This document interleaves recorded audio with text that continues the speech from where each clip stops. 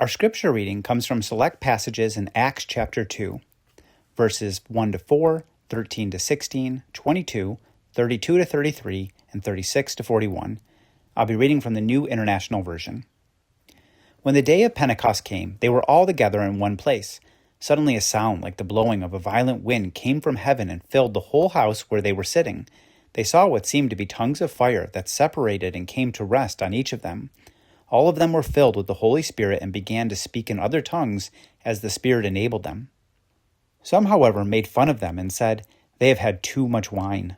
Then Peter stood up with the 11, raised his voice, and addressed the crowd. "Fellow Jews and all of you who live in Jerusalem, let me explain this to you. Listen carefully to what I say. These people are not drunk, as you suppose. It's only 9 a.m. No, this is what was spoken by the prophet Joel. Fellow Israelites, listen to this. Jesus of Nazareth was a man accredited by God to you by miracles, wonders, and signs, which God did among you through him, as you yourselves know. God has raised this Jesus to life, and we are all witnesses of it. Exalted to the right hand of God, he has received from the Father the promised Holy Spirit and has poured out what you now see and hear. Therefore let all Israel be assured of this. God has made this Jesus, whom you crucified, both Lord and Messiah." When the people heard this, they were cut to the heart and said to Peter and the other apostles, "Brothers, what shall we do?" Peter replied, "Repent and be baptized, every one of you, in the name of Jesus Christ for the forgiveness of your sins, and you will receive the gift of the Holy Spirit. The promise is for you and your children, and for all who are far off, for all whom the Lord our God will call." With many other words he warned them, and he pleaded with them, "Save yourselves from this corrupt generation." Those who accepted his message were baptized, and about 3,000 were added to their number that day. This is the word of the Lord. Thanks be to God.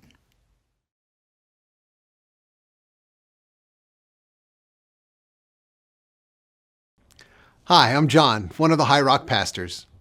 We recently finished a series called Remix, in which we talked about the 7 yearly feasts, and today we're right back to the Feast of Pentecost in our series on Acts.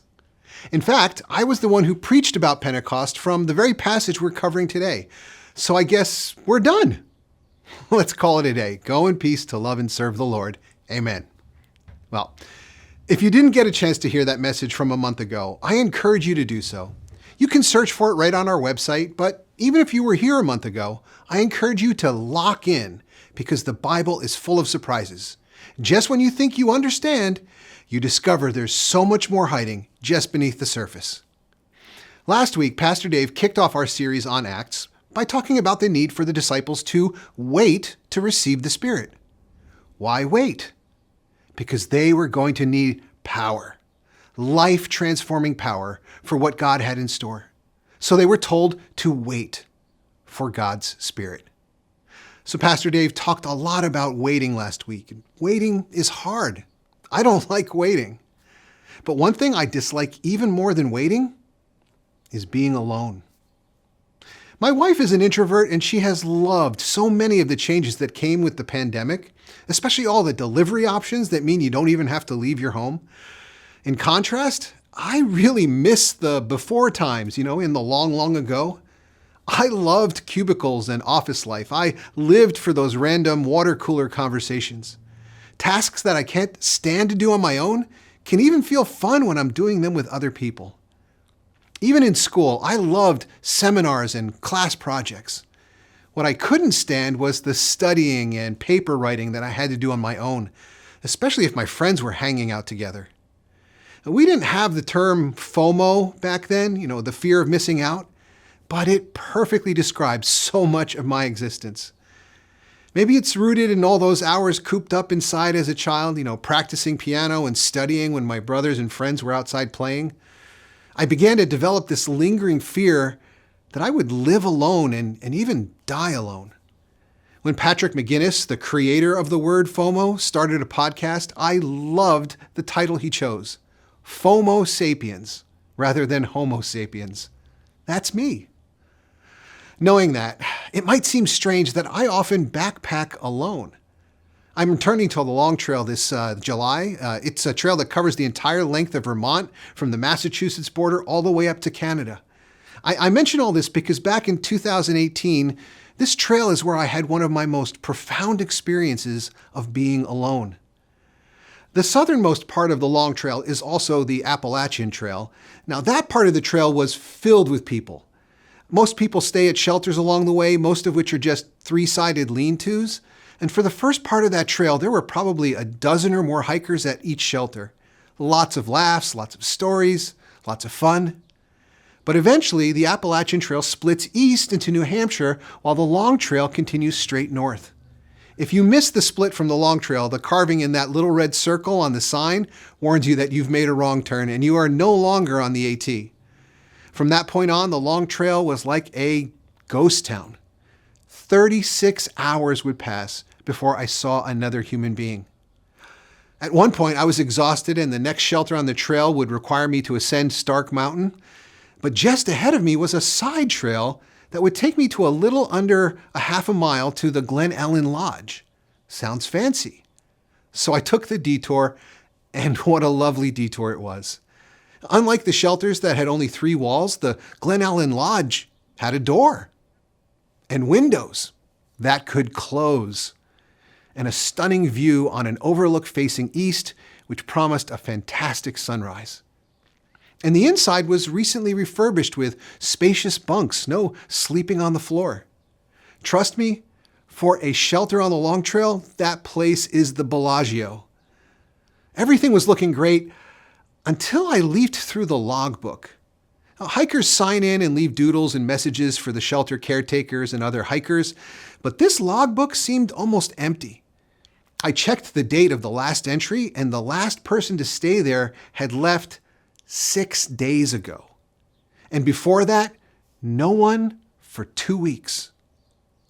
Now, I've never had a panic attack, but I think I might have been on the edge. If anything happened to me, no one would know for days or even weeks. Now, I carry a mini satellite communicator now, but I didn't have one back then, and there wasn't even a trace of a cell phone signal. It wasn't the fear of missing out, it was the fear of going missing. Now, I've never felt so isolated and disconnected in all my life. I sensed a wave of dread beginning to well up within me. My chest started to tighten. I quickly talked myself down and ended up having a great night. But that moment of existential dread left a mark. Have you ever felt so alone? Have you ever been suddenly overwhelmed with the realization that you're far from help and maybe in over your head? You don't have to spend a night in a remote cabin to have that experience. In fact, some of our deepest loneliness can often happen when we're surrounded by people but feel unseen.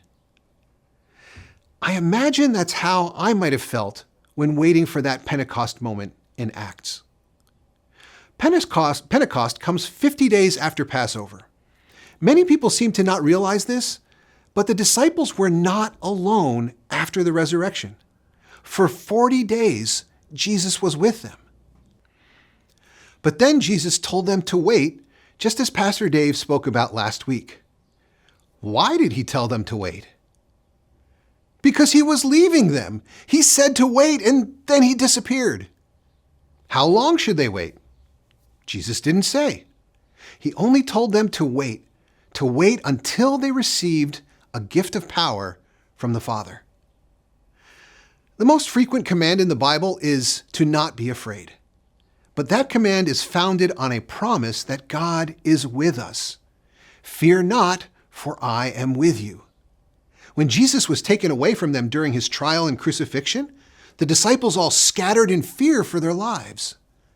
Their confidence revived only when Jesus returned to them, raised from the dead, and now he was leaving again. Yes, they were surely strengthened by seeing Jesus alive. But how long do mere facts steady us when fear is beating down the door? When I was at the Lonely Mountain Shelter, I had no reason to be afraid. Statistically, I believe that I was safer there than I was commuting on the highway. But there were some bear problems on the trail that year. Yet in Vermont's entire recorded history, no one has been killed by a bear while cars kill people all the time. These are things that I would tell others who asked if I was afraid to hike alone. Those are the facts. But facts often fail to shield us from our deeper fears. So why did Jesus leave them alone? The authorities had killed Jesus. The disciples were still in danger. Why not stay with the disciples until the Spirit showed up? We're left to guess, but I wonder if the waiting itself was the point. Maybe they needed to wrestle with the fear of feeling alone in order to realize more deeply that Jesus was always with them. Let's take a look. Ever since King Solomon dedicated the temple 1,000 years before Jesus, everyone knew that God lived in the temple. So 3 times a year, all of God's people were to gather to meet with God at the temple in Jerusalem. Sometimes people wonder, if God is everywhere, if God is omnipresent, why does God need a house or a temple? Well, you can travel the whole world but still call one place home. God chose one place where we knew we could encounter God. In Acts chapter 1 and before, that place was the temple. But as we'll see today in Acts 2, God is about to file a change of address. During Pentecost, religious celebrations would start at dawn, and the temple, as massive as it was, would be packed. The courtyard was the size of 5 football fields, but it would be standing room only during Pentecost. And as I spoke about a month ago, their waiting was over around 9 a.m. when the Spirit of God showed up as a mighty wind and tongues of fire, giving them the power to speak and have the crowds hear their words in their own native tongues. Historically, it was the time when they were reading Exodus 19 and 20, celebrating how Moses received the law from God. And then they read Ezekiel 1 and 2, where God appears as fire and wind, the very way that the Spirit showed up that day. That's what we talked about a month ago, but it doesn't answer our earlier question. Why did Jesus leave them alone while they waited? If we are supposed to not be afraid because God is with us, then why not stay with them until the Spirit arrives? Again, I can't say for certain, but there are some important details to consider. First, what did the disciples do immediately after Jesus left them? Well, just a few weeks earlier, when Jesus was taken away to be put on trial, they all ran and hid. But not this time. This time, when Jesus left, what did they do? They went to the temple continually, every day for those last 10 days before Pentecost. Wouldn't the temple be the last place you would want to go? I mean, the leaders of the temple were the ones who put Jesus on trial.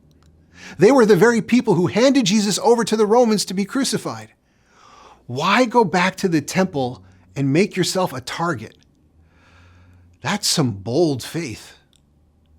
Knowing Jesus' habit of building a new meaning on top of existing holidays, I'm guessing that the disciples were expecting something huge to happen on Pentecost.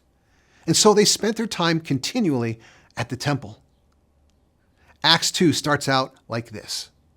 When the day of Pentecost came, they were all together in one place.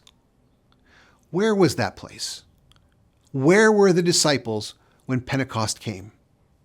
Anyone? Well, many Christians assume that the place was the upper room, where the disciples had been staying. But I don't think that's correct. Instead, the evidence strongly suggests that they were at the temple. While no one is sure, some scholars believe that they were specifically at the south stairs, the traditional entry into the temple. Here's a few reasons why I believe that the disciples were not in the upper room, but were in fact at the temple itself. First, it was Pentecost. Everyone was required to appear before God at the temple. Luke 24 says that the disciples were staying continually in the temple courts. Why would they skip Pentecost? The second reason to believe they were in the temple is that Peter addresses a great crowd of people, which leads to 3,000 people being baptized. Everyone was at the temple, so where else would you find such a large crowd? But if they were in the temple, why did Luke mention a house? Remember that the temple is God's house. That's literally what the Jewish people called it. And Luke himself later refers directly to the temple as a house. So Luke could be referring to God's house here, the temple where Luke earlier told us that they were continually staying. The third reason to believe that this took place in the temple is that Peter's speech to the crowds, in his speech to the crowds, he declares that it was 9 a.m, which was during the Pentecost service in the temple. At 9 a.m., the only place where you could find a crowd in Jerusalem would be at the temple, where the people were hearing those Bible passages about God appearing as wind and fire. And here in Acts, how does the Spirit show up? At the very moment they are hearing about God appearing in wind and fire, God actually appears in wind and fire. Do you think that maybe God planned this? I'm going to skip a few reasons and share a fourth and final consideration for putting this all at the temple. Remember that at the giving of the law, 3,000 perished because of their sin and betrayal by making a golden calf. But here at the giving of the Spirit, 3,000 people were baptized into new life. As the Apostle Paul later wrote, the law brings death, but the Spirit gives life. But where, in a desert land, are you going to find a place to baptize 3,000 people? Certainly not in some upper room. As it turns out, just outside the southern stairs of the temple, there are mikvot, or ritual baths. They've found literally dozens of these ritual baths by the southern stairs to the temple. The disciples were expecting God to show up in a big way on Pentecost, and that's exactly what happened. They truly were not alone. Jesus had given them the opportunity to face their fears. Rather than run and hide as they did when Jesus was taken away by the religious leaders, this time they met boldly in the temple courts, in full view of the people, and even in full view of the enemies of Jesus. They learned to live out their faith rather than their fears. And having faced their fears, they were able to experience God's Spirit filling them with power. This is the dunamis that Pastor Dave mentioned last week, the dynamite-like power to accomplish what only God could accomplish. Staying faithful during a time of waiting, they were then used by God to open the hearts and minds of thousands of people. God used them to jumpstart a new family of believers. The church was born and the community of Jesus grew from about 100 to more than 3,000 within a few hours. And those 3,000 new believers came from all over the world. Instant missionaries, paving the way for later missionary journeys of Paul and the other apostles. Those early disciples could not accomplish that with their own power. But because they waited in faith rather than fear, God did something that only God can do, but through them. Earlier, I shared about the wave of dread that I experienced when I realized how truly distant and disconnected I was in that remote cabin. I had no real reason to be afraid, and yet there it was, a growing dread washing over me like a wave. So why do I do such things to myself? And why am I going back in a couple of weeks to complete the trail? The part I still have to finish is actually the most rugged and remote section of the entire trail. Why would I do that? Well, like the disciples, sometimes the best way to know that God is truly with you is to simply act as if it is true. Why? So you can discover that it is actually true. When Jesus left them, they stayed continually in the temple. On one level, it was the most dangerous place for them to be, right under the gaze of those who had killed Jesus just weeks before. On that one level, they had every reason to feel alone and afraid, but they chose to act as if God truly was with them. Jesus had promised that he would always be with them, even to the end of history. Yes, they had seen Jesus physically leave, ascending to heaven, and yes, the Spirit had not yet been given, but they chose to walk by faith, not by sight. If there's a power failure tonight and all the lights go out, you will navigate your darkened home by faith in what you already know, rather than by the sight of the dim shadows that you can see in that moment of darkness. Walking by faith is never a blind faith. It means that in moments of darkness, we do not forget what we have come to see and to know in the light.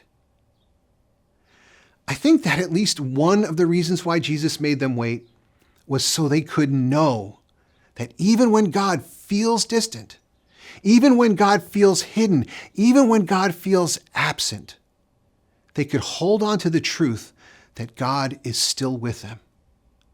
By making them wait, I believe Jesus was teaching them and us to know that God is with us, even when we are tempted to believe that we are most alone.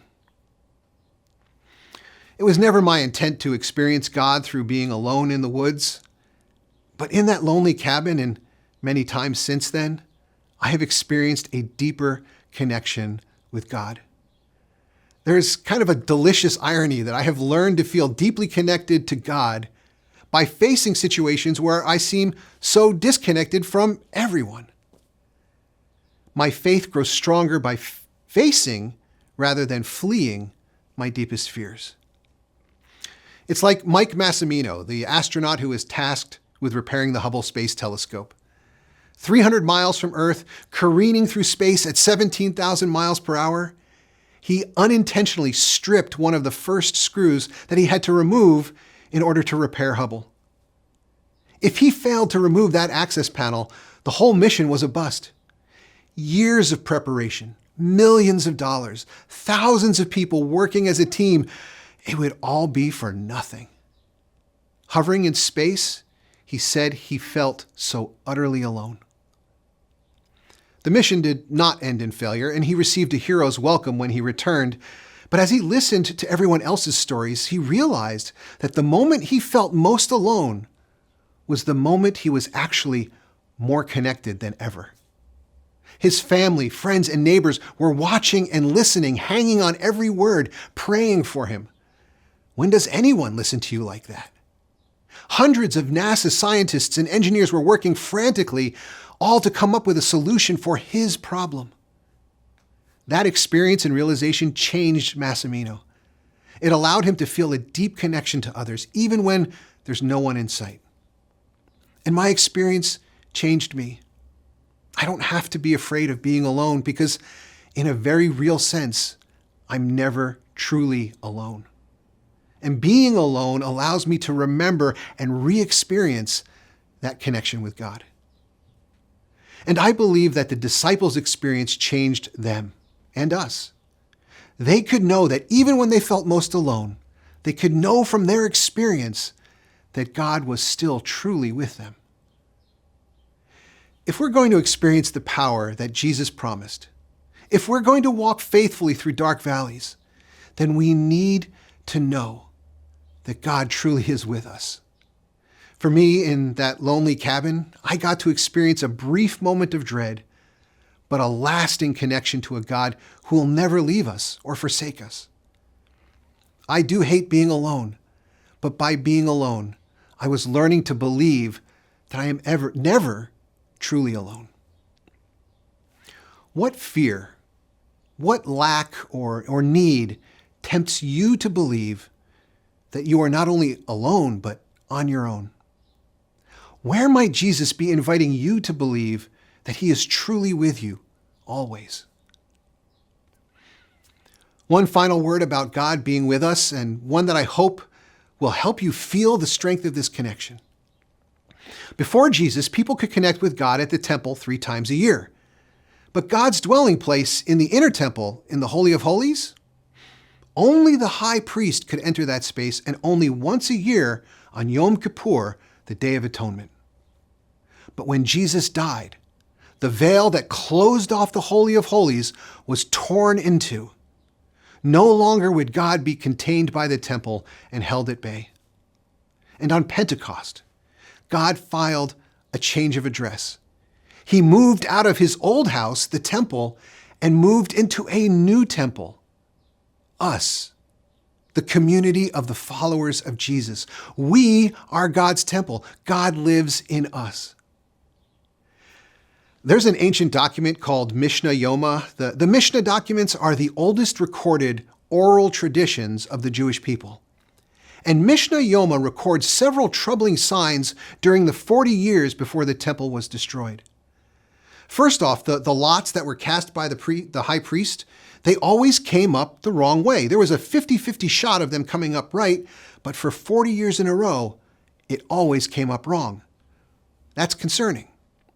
Second, the red cord that was tied around the scapegoat's horns, that cord, they would take it and they would hang it from the temple gate where everyone could see, and quite often, that red cord over time would turn white, which they took as a living symbol that God had cleansed them from their sin, turning their scarlet sins to white.